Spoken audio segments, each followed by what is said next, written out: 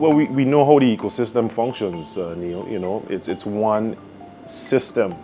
You know, if you have a system broken or you leave it fractured, naturally it has implications for us as Guyanese. Many community depend on the environment for fresh water. We have our indigenous brothers and sisters who depend on the environment for hunting and gathering.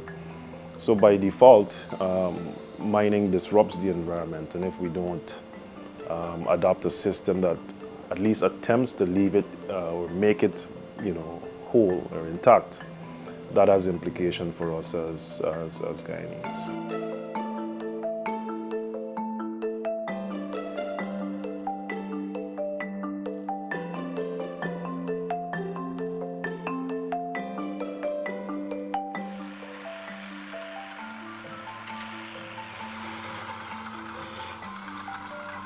Pioneer species have a few characteristics.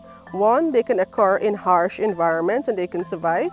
They can survive on little nutrition, and they're very good at remediation and reclaiming land. So we are using species like Simarupa, Toronero, Kaditiri, Bloodwood, Awati.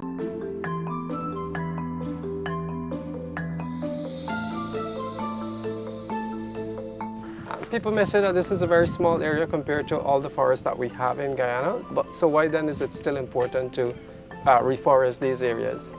Well, these were initially natural forested areas, and we all know the importance of climate change, and so trees play a big role in terms of the combat, you know, with regards to climate change.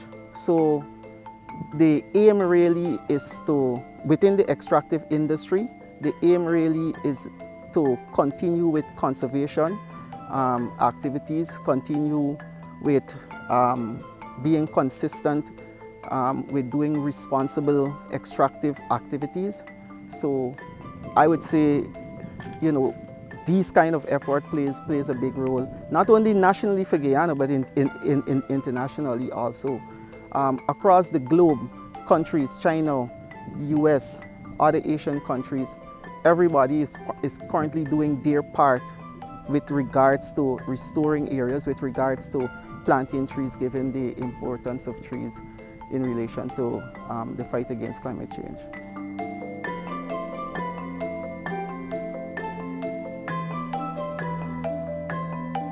And are you able to tell what area has been degraded or deforested? Yeah, so this dark area in here is what was deforested.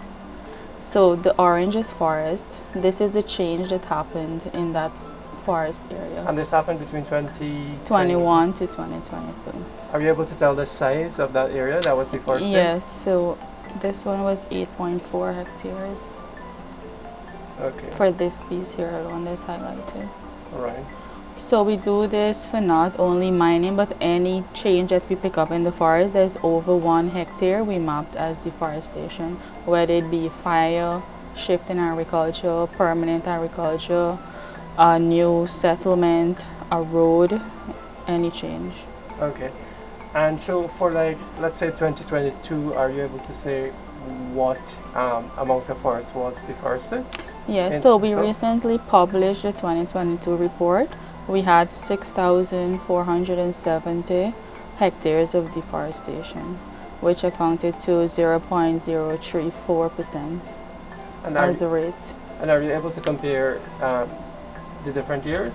Yeah, so in the report we got the table starting from pre-1990 to 2022. So you could compare as the year go by if the deforestation increases or decreases.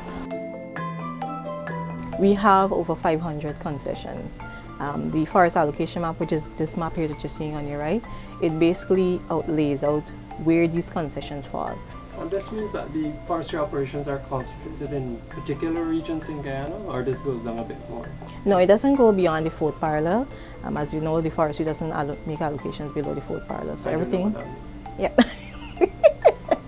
What is 4th parallel? So the 4th parallel, just imagine, do you know where the Apatory village is?